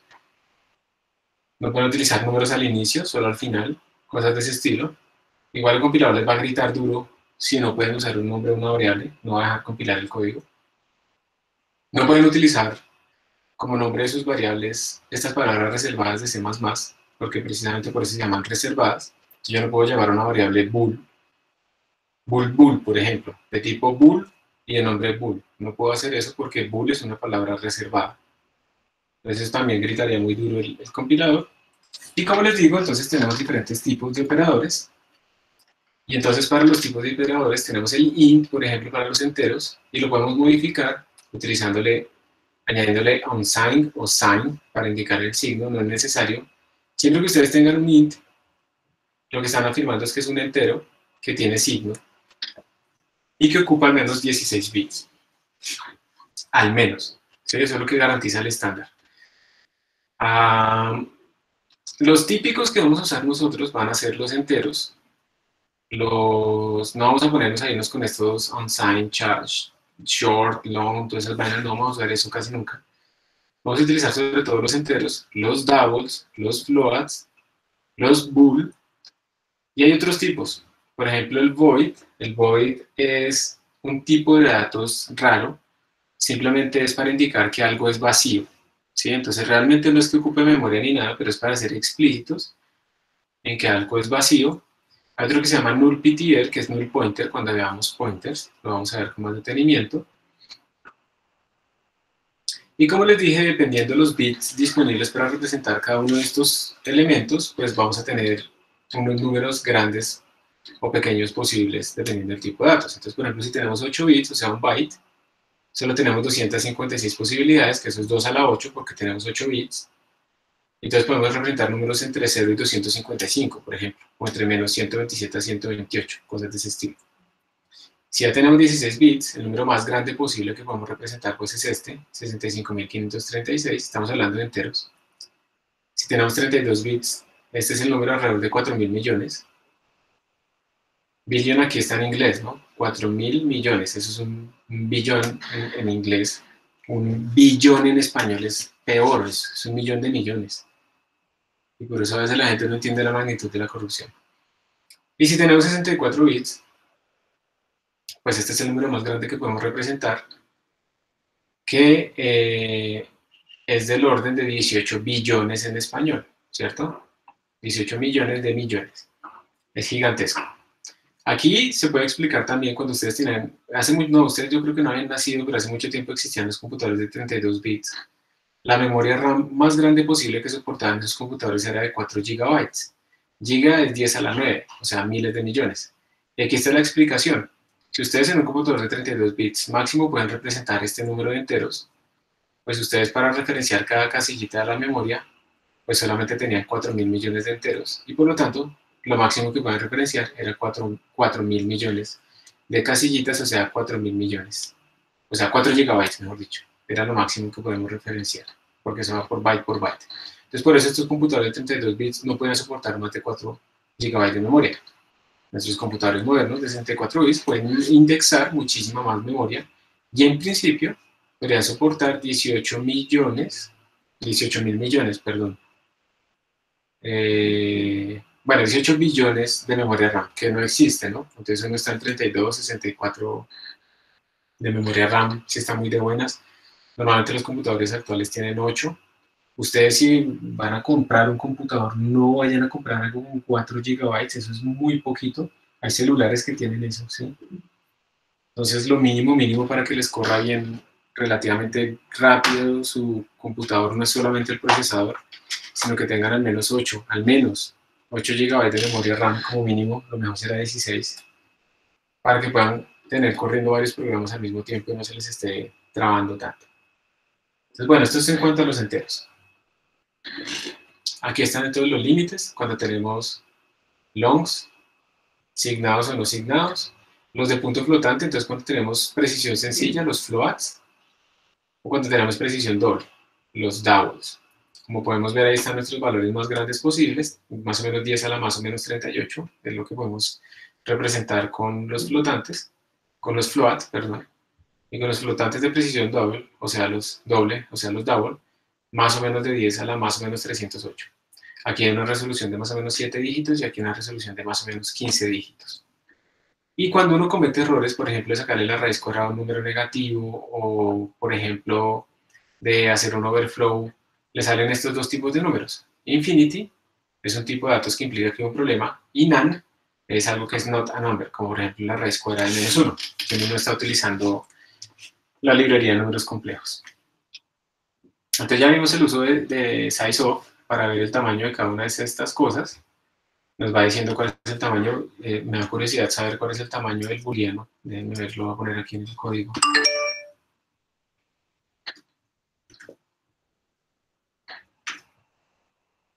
Quiero ver el tamaño de un booleano, a ver cuánto es, porque en principio un booleano simplemente debería ser un bit. Pero yo creo que el booleano se termina comiendo un byte completo. Sí, mira, el booleano se come un byte, o sea, son 8 bits, aunque se está desperdiciando 7 porque el booleano solo le interesa 1 o 0, verdadero o falso. Entonces realmente el booleano utiliza un bit. Pero pues le toca consumir un byte porque es la unidad mínima.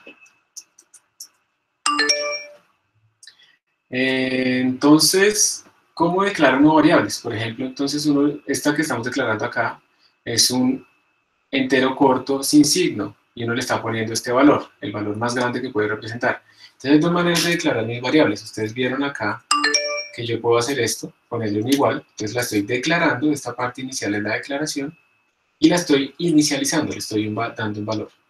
También puedo hacer esto, ponerlo entre corchetes. Esto es una sintaxis que aparece con C++ en el estándar 2011, que en el estándar 2011 creo que ustedes ya habían nacido, ¿cierto? Sí, claro, ya habían nacido, ya tenían que, no sé, 6 años, 7 años.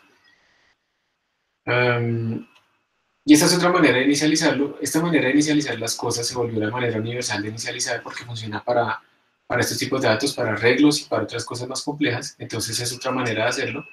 Y por eso se las muestro. Miren que esto compila.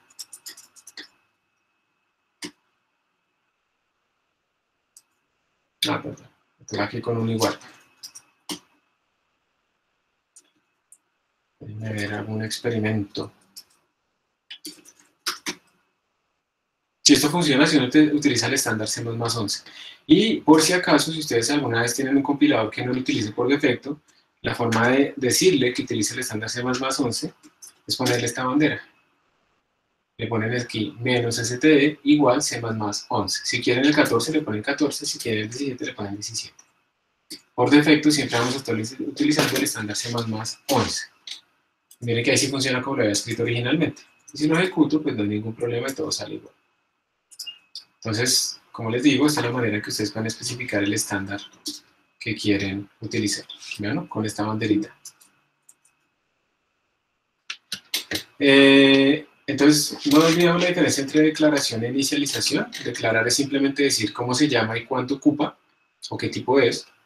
pero no le dimos un valor. Inicializar es cómo se llama, qué tipo es y además cuánto vale. Ustedes deben acostumbrarse siempre a utilizar la parte de la derecha. Siempre uno que declara que pide un recurso debe inicializarlo porque eso también está indicando un estado por defecto de ese sistema o de esa variable y le permite a uno tener más claro, digamos, ordenar cuál será el valor por defecto de ese tipo de cosas. Esto va a ser muy, muy importante cuando estemos pidiendo memoria RAM al computador porque eso definitivamente, esos punteros y todo ese tipo de cosas, hay que inicializarlo. Entonces, pues tener en cuenta eso, ¿listo? Siempre, siempre, siempre, no se queden solamente con declarar las variables, también inicialícenlas inmediatamente. Aquí hay un ejemplo de inicialización de variables. Yo le quité esta vaina que dice using namespace st, eso está mal. No lo hagan, ya saben. Ustedes entonces pueden declarar la variable así, la igualan a 5, entonces la casillita se llenó con un 5. También lo pueden hacer con un paréntesis. Este se llenó con un 3, también lo pueden hacer con corchetes. Miren que el resultado no se inicializó, entonces su valor está indeterminado en esta zona, y solamente hasta que llegamos aquí a esta parte, el resultado tiene un valor útil, ¿sí? Solamente en esta zona. Entonces vamos a ir al Python Tutorial y les voy a mostrar exactamente eso, qué es lo que quiere decir. Profe, que tengo una pregunta. ¿Sí? ¿Dime? Cuando uno está, bueno, declarando las variables, ¿tiene que ser cada variable en una línea diferente? No, tú puedes separarlas por coma, y eso también está bien. Gracias, profe. Con gusto, sino que todas quedarían con el mismo tipo de datos, ¿cierto? Entonces tú puedes hacer, así lo voy a escribir rápidamente acá, double z, result, y en este caso he declarado dos variables de tipo double, una se llama z, la otra se llama result, y ninguna está inicializada, o puedo inicializar solamente una, o esta, ¿sí? Pero z quedó sin inicializar, pero yo también puedo declararlas así.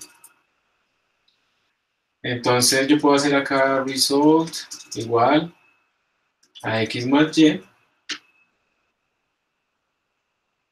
Vamos a ver si esto compila, por lo que el compilador es como tan viejito. Pero sí compiló. Entonces en nuestras variables típicas de la función main acá, argc y argv, le doy siguiente, entonces argv no tiene nada porque no lo ejecutamos con argumentos. Ahora va a aparecer x, y x quedó inicializado, entonces miren, x quedó inicializado inmediatamente a 0.9, y él no ha ejecutado esta línea.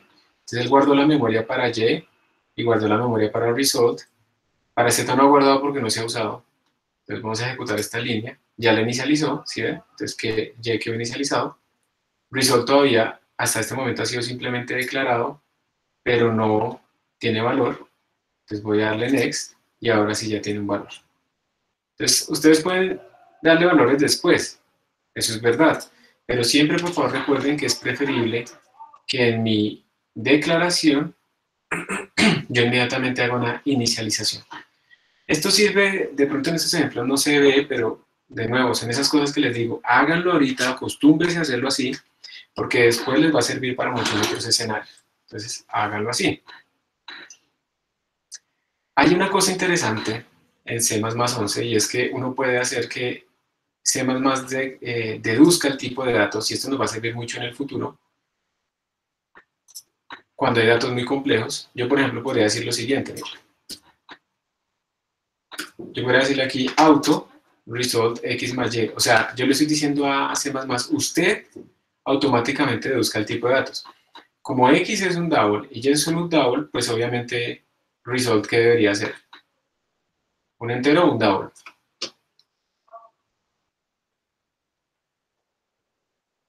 Double. Un double, exacto. Eso es lo que nos va a suceder a nosotros. Esto aquí se ve de nuevo, se ve trivial, ustedes dicen, pero qué boba, pero esto va a ser súper útil cuando utilicemos estructuras complejas de la librería estándar, que son datos horribles, son tipos de datos muy feos, o sea, muy largos y todo eso. Entonces simplemente ponemos auto y C++ deduce esto por nosotros. Y de cadenas, ya hemos visto un poquito de las cadenas. Las cadenas son otro tipo de datos que vamos a usar mucho, son para guardar pues cadenas de texto. Y lo bueno de las cadenas es que ustedes pueden, por ejemplo, sumarlas, donde está aquí. Ustedes pueden coger dos cadenas y unirlas simplemente con la suma, como si ustedes sumaran dos números. Hay más cosas, pero que casi no vamos a usar, literales, que son los números así escritos de forma literal, literal como el significado real de literal, que es precisamente explícito ahí, donde uno le puede decir que este 75 sea un sign, que este 75 sea un long, pero esto no lo vamos a usar, entonces se los muestro, pero esto no es buena idea.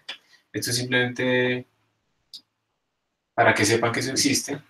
Y hay otros caracteres importantes que a veces utilizamos nosotros. Ya sabemos que el /n dentro de las cadenas implica una nueva línea. Y hay otros más. El que vamos a utilizar más que todo va a ser el tab para separar campos. También hay vertical tabs. También pueden simular un backspace, o sea que se borre lo que escribieron. También pueden hacer que su computador pite. Esto no siempre funciona, pero a veces funciona. Entonces se pone el /a y pega un pito así, ¿sí? Y cosas de ese estilo. Entonces, después vamos a hacer ejemplitos para jugar con eso. Los booleanos. Y vamos a dejar acá. Entonces, esto fue una introducción a esas variables. Lo importante es que se familiaricen con las más típicas, booleanos, enteros, doubles, char, y ya está, y strings. Y listo. Entonces, terminamos nuestra clase del día de hoy. Ya saben que este viernes va a ser un taller. Yo después les envío la información.